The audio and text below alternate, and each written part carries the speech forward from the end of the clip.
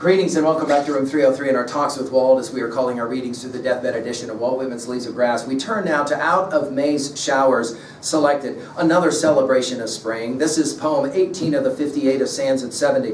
Our hope is that you've been following our stuff at LearnStrong.net, Talks with Walt, our playlist, and that you've been exposed to our intro to Sands at 70 that we've already provided. Now, our Nortons will simply tell us that this was first published in the New York Herald. Again, a lot of poems being published there.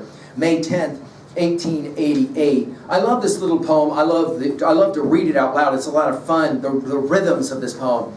Notice all the celebrations of the idea of May. You'll remember that May gets mentioned in Hush Be the Camps today, May the 4th, of course, and then as well, Warble for Lilac Time, it's there, as well as You Lingering Sparse Leaves of Me, we're going to see it there.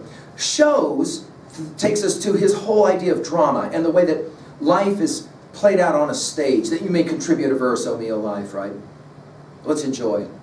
Apple orchards, the trees all covered with blossoms. Wheat fields, carpeted far and near in vital emerald green.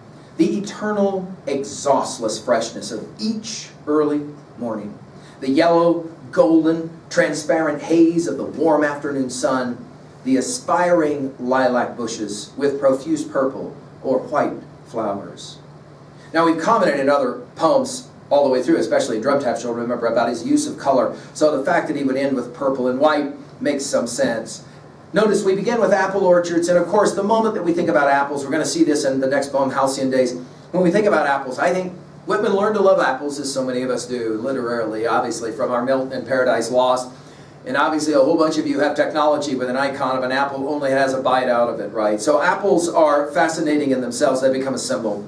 The trees all covered with blossoms makes us think, obviously, about the power of May and spring.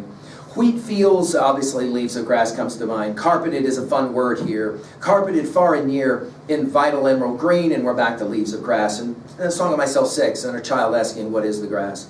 Notice the eternal, exhaustless freshness of each early morning. This idea of it being eternal, it being exhaustless, limitless, I can't be measured. I know I have the best of time and space and never will be measured, he says in Song of Myself 46, exhaustless here. And then he'll use it, yellow, golden, transparent haze. Of course, this idea of haze takes us back to the classic Crossing Brooklyn Ferry 3. Go look and see how he does it there.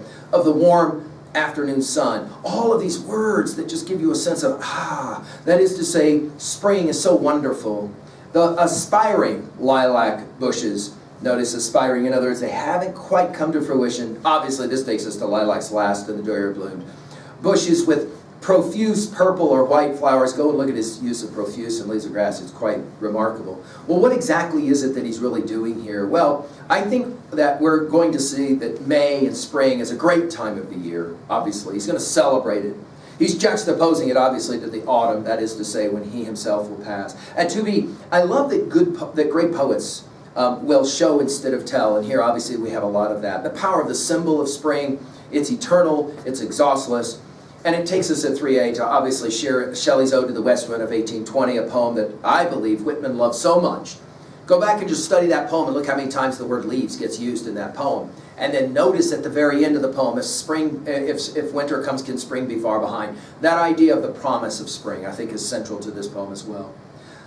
At 3B, how do you own a little poem like this? Well, I don't know. What do you love most about the month of May? I mean, some of you smiling because obviously that's the month you get out of school. Yay, right? Thank you.